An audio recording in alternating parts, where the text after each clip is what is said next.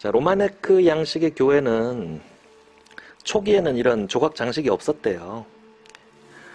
뭐 우상을 숭배하지 마라라는 그런 교리가 뭐 여전히 강박으로 작용했겠죠. 그래서 그냥 묵직하고 어떤 장식 조각도 볼품 없다는 게 이제 통념인데, 근데 그건 뭐 사실 좀 뒤에 이어지는 고딕 양식이 워낙에 화려하다 보니까 좀 상대적으로 그래 보이는 면도 있어요. 왼쪽 도판은 아르레 있는 성 트로핌 성당의 파사드 정면입니다. 자, 정면 위쪽의 조각 장식을 아까 팀파눔이라고 한댔죠. 도판 116번은 그 팀파눔이에요. 자, 가운데는 이렇게 손을 들고 계신 분은 그리스도입니다. 그리고 사방의 이 장식화를 보시면 왼편 위에 천사는 성 마태를 상징해요. 그리고 아래에 있는 사자는 마가복음을 쓴 마르코를 상징합니다. 그리고 오른편 위에 독수리는 성 요한이고요. 요한복음을 쓴, 그리고 그 아래 황소는 누가복음을 쓴 성 루카를 상징합니다. 그리고 아래편 바닥 쪽에 보면 그 광배가 있는 12개의 머리가 보이죠. 요거는 이제 예수의 12제자를 의미합니다. 그래서 교회가 뭐 하는 데인지 뭐 극명하게 보여주는 그런 아주 기능적인 조각이라고 할 수 있겠네요. 자, 도판 117번은 글로스터 대성당에 있는 촛대래요. 뭐 굉장히 아름답죠. 그런데 당시에는 이런 뭐 아름다움보다는 그 교회에 있는 성물들이 전하려고 하는 메시지가 훨씬 더 중요했대요. 그래서 이 정교한 조각들은 전부 다 이제 자세히 들여다보면 악마들한테 고통받고 있는 그런 사람들이랍니다. 자, 그리고 제일 윗부분에 보시면은 라틴어로 뭐라고 써 있는데요. 자, 읽어드릴게요. 이 빛을 담은 그릇은 미덕의 산물로 빛을 발함으로써 그 빛이 인간으로 하여금 악의 눈이 멀지 않도록 교리를 설교한다. 그러니까 이 교회 안에서는 여기 빛을 밝혀서 뭐 악을 몰아낸다, 뭐 이런 거겠죠. 자, 도판 118번은 이제 이 시대 때 세례반이라고 하는데요. 세례반은 이제 세례에 쓰는 그 성수 있죠. 그걸 담는 그릇이겠죠. 자, 위에 있는 조각은 뭐 요단강에서 세례자 요한이 예수님한테 세례를 내리는 그런 모습입니다. 그런데 아래에 있는 이 소, 이건 그냥 보기 좋으라고 만든 게 아니래요. 요 밑에 있는 사방에 12마리의 소는 자, 구약의 어떤 내용을 반영하고 있대요. 그러니까 솔로몬이 성전을 만드는데 뭐 바다의 형상을 하는 그런 구조물을 만들었대요. 근데 그 아래쪽을 12마리의 소가 떠받치고 있었더라라는 그런 대목이 구약에 있답니다. 자, 그러니까 이 시대 때의 미술은 이렇게 한치도 한눈을 팔지 않죠.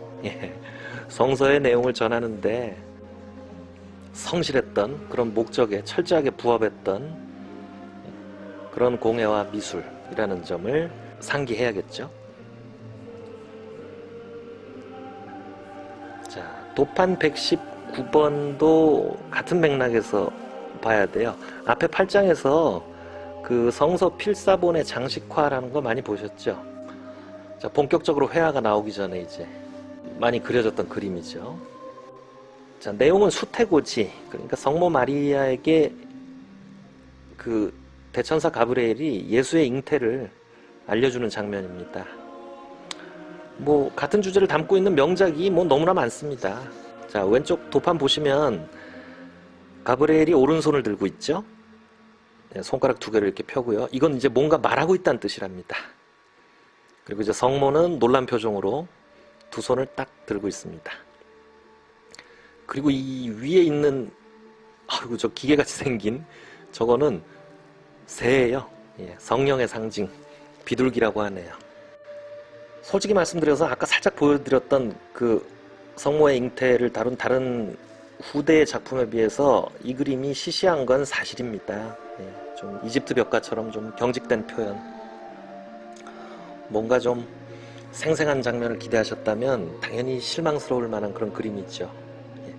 그런데 이 당시에 이제 개종한 지 얼마 안 된 그런 토착민들한테 성모의 잉태가 뭔지 뭐 그 의미를 전달하는 데는 부족함이 없다라고 이렇게 평가가 되네요.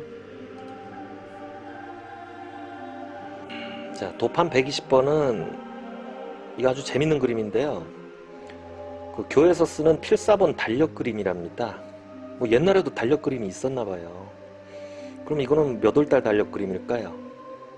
10월달이랍니다. 이 가톨릭은 성인을 기리는 축일이 여러 날 있습니다.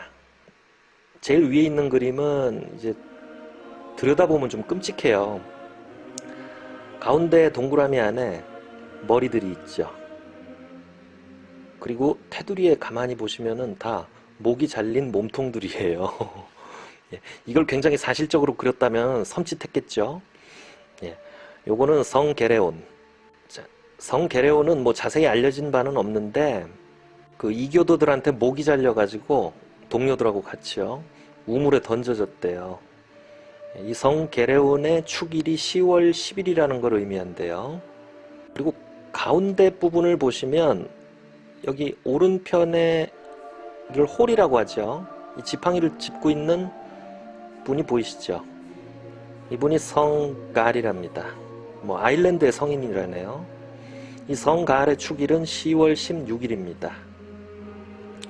그리고 마지막 아래쪽에 있는 그림을 보시면 자, 이건 좀 많이 알려져 있는데 성녀 우르슬라예요. 성녀 우르슬라는 그 브리튼족의 공주였대요. 동방으로 시집을 가면서 뭐 1만 1천의 처녀들이 뒤를 따랐다네요. 그런데 이제 로마를 순례하는데 그때 훈족이 쳐들어와 가지고 훈족이 쏜 화살 3대를 맞고 가슴에 맞고 순교했대요.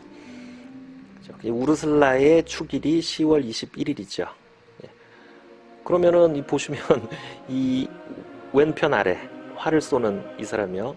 그리고 오른편에 칼을 휘두르는 이 사람이 이제 이교도 야만인 훈족이 되겠죠.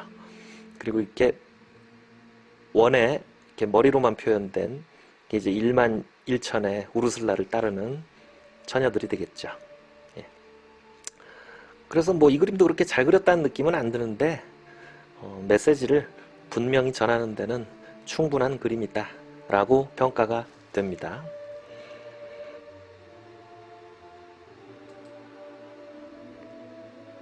자, 마지막 121번 도판은 스테인드 글라스예요.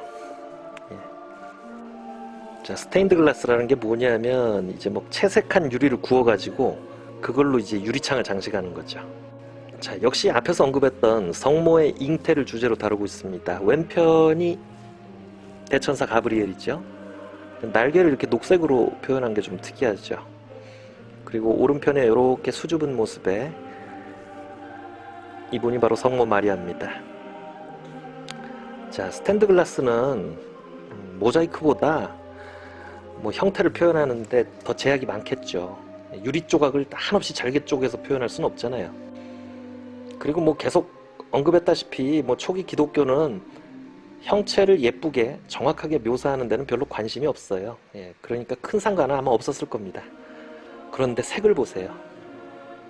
아, 어떻게 정말 저렇게 아름다운 빨간색이 있을지. 예. 그 미술이라는 건 시각예술이잖아요. 그럼 시각적 대상을 이루는 요소는 일단 기본적으로 색과 형체죠. 이 아주 오랜 전통을 갖고 있는 이 스테인드 글라스 같은 경우는 그냥 형체는 깨끗이 포기하고 색, 그죠? 색이 얼마나 큰 아름다운 인상을 줄 수 있는지를 보여준다는 점에서 굉장한 어떤 성취를 이뤄냈다고 봐요. 예. 자, 이렇게 기독교 미술은 그 시대의 어떤 제약과 한계를 나름 극복하면서 미적 취향을 만들어내 갑니다. 예. 오늘 여기까지 하겠습니다. 다음 시간에는 교회의 승리, 고딕 미술에 대해서 알아보겠습니다. 시청해주신 분들, 아름다운 것들을 이렇게 좋아하시는 분들 정말 감사합니다.